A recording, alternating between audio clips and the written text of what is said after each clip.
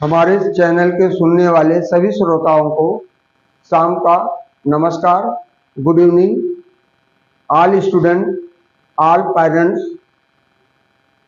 जैसे कि हमने इसके पहले भी वीडियो डाला है और उसके पहले में एडवाइस दिए हैं, बताए भी हैं। जैसे आज जुलाई का पहला दिन था, हर विद्यालय में अधिकांशता यानी 2% बच्चे आए थे, क्योंकि एक बार जब क्रम बिगड़ जाता है तो गार्जियन भी थोड़ा लापरवाही करता है, बच्चे के अंदर भी सुस्ती आती है। लेकिन उन स्थानों पर नहीं आती है जहां पर फीस महंगे दिए जाते हैं, क्योंकि सोचते हैं कि एक दिन का हमारा कितना खर्च हो जा रहा है, लेकिन तो वहाँ आप जीव देकर पढ़ने के लिए, लेकिन जहाँ पर आपको सही सुटेबल शिक्षाएं मिलती हैं तो वहाँ आप उचित रूप से समय पर नहीं भेज पाते हैं। वहाँ आप अपनी सुख सुविधाओं को ध्यान में रखते हुए बच्चे की तरफ कोई विशेष ध्यान नहीं देते हैं। सपोज हमने तमाम गार्जियनों को ऐसा देखा, अभिभावकों को ऐसा देखा, कोई बच्चा सेंट पीटर्स में पढ़ रहा, कोई बच्चा एक जनरल स्कूल में पढ़ रहा, तो जनरल स्कूल वालों का होगा इसका फीस कब जमा होगा, उसके लिए कोई व्यवस्था विशेष रूप से नहीं देते हैं। और जो सेंट पीटर्स है, तक्षशिला है या अदर विद्यालयों में पढ़ता जो कॉन्वेंट टाइप स्कूल है, महंगे स्कूल है, क्योंकि वहाँ का शिक्षा, वहाँ का फीस भरकम भारी है, तो उनको दिमाग में लगता है कि वहाँ की शिक्षाएं उच्च कोटि की होती है। लेकिन हमें जानते हैं कि ये एक तुच्छ मानसिकता वाले लोग ऐसे सोचते हैं, जबकि गुणवत्ता कौन लाता है? टीचर ही ले आता है।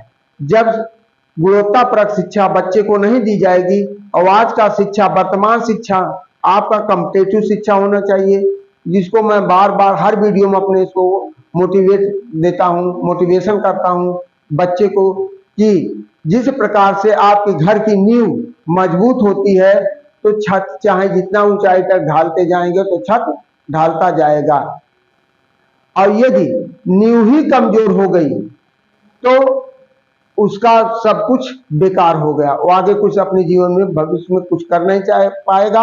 अंत में जबरदस्ती उसके ऊपर हाई स्कूल इंटर करने के बाद उसको कहीं कोटा, कहीं कहीं अन्य संस्थाओं में उसको भेजेंगे तो बच्चा डिप्रेशन में होगा, और डिप्रेशन में ऐसा हो करके तनावग्रस्त होगा, अंत में अब आत्महत्या कर लेगा, तो आपका बुझता चिराग बुझ जाएगा। तो हमारा कहने का तात्पर्य है, जितने ही नींव मजबूत होगी तो उतने ही इमारत बुलंद होगी। तो खंडहर को देखकर लगता है इमारत बुलंद रही होगी।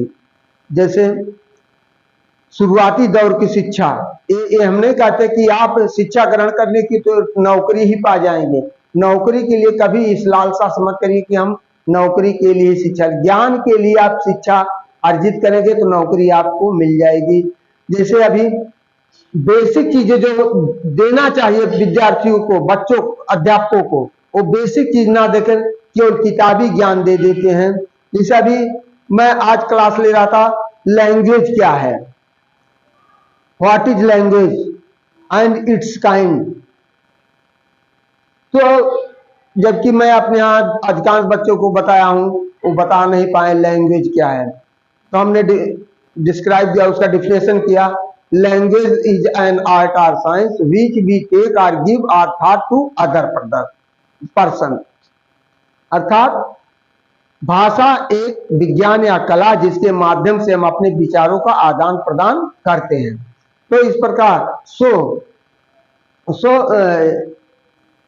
so language are divided into 4 main categories.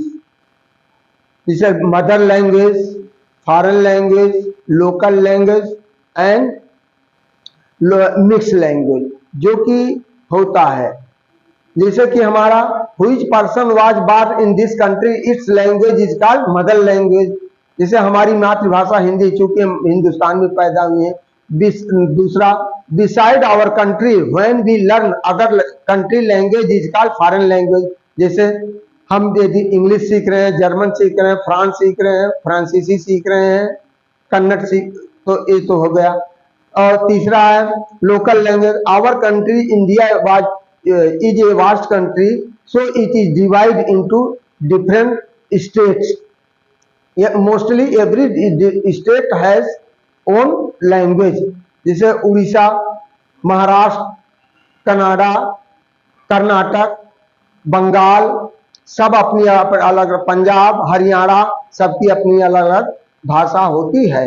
इसके बाद आ रहा मिक्स लैंग्वेज, जो कि आज गांव का अनपढ़ भी इस चीज को बोलता है कि फर्स्ट आया है, रेलगाड़ी आ रही है, रेलगाड़ी आ रही है, या लड़का फर्स्ट आएगा, और फर्स्ट या भोजन बहुत डिलीशियस है, इतना बोल देगा। लेकिन आप उससे पूछिए कि डिलीशियस मीन्स, बेचारा नहीं बता पाएगा। इनलिटरेट आदमी भी इंग्लिश बोलता है, good morning, good evening, good afternoon, वो बोलता है, लेकिन अभी उसको इतनी जानकारी नहीं है। तो हमारे कहने का मतलब है कि इसके साथ स्टेप बाय स्टेप आप चलिए। लैंग्वेज के साथ आप किसी भी लैंग्वेज को सीखने के लिए आपको अल्फाबेट की जरूरत होती है। जब अल्फाबेट को आप सही रूप से पहचान जाएंगे तो और उसकी मात्राओं को, अल्फाबेट को वावल कॉन्सोनेंट में कैटेगरी में बांटा गया, उसको जब आप सीख जाएंगे तब आपको अपने बच्चों को, हमारा आप सभी अभिभावकों से अनुरोध है कि बच्चा विद्यालय से आए, चाहे छोटे विद्यालय से आए, चाहे बड़े विद्यालय से पढ़कर आए, बड़े प्यार दुलार से आप उसका होमवर्क, क्लास वर्क कराने में सहयोग प्रदान करें। और हम नहीं कहते कि हर माँ बाप इतने सक्षम होते हैं कि उसको ट्यूटर प्रदान उपलब्ध करा सकें, क्योंकि महंगाई का दौर चल रहा है, इसलिए सब लोग इस तरह सक्षम नहीं है। तो कुछ न कुछ तो हर व्यक्ति जानता है, तो कुछ उसका सहयोग कर सकते हैं। इन्हीं शब्दों के साथ मैं आपको पुनः नमस्कार करते हुए थैंक यू, धन्यवाद देता हूँ।